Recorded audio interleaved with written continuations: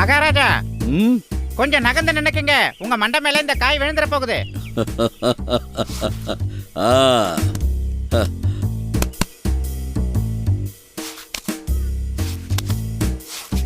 ரொம்ப நன்றி குரங்காரு. வாங்க நாம வீட்டுக்கு போலாம்.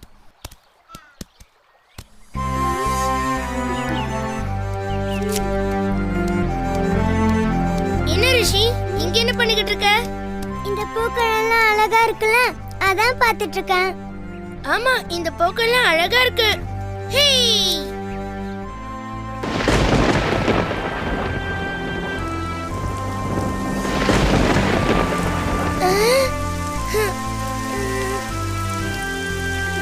ரிஷி, மழை வருது. சீக்கிரமா அந்த இடத்துல போய் ஒதுங்கிக்கலாம்.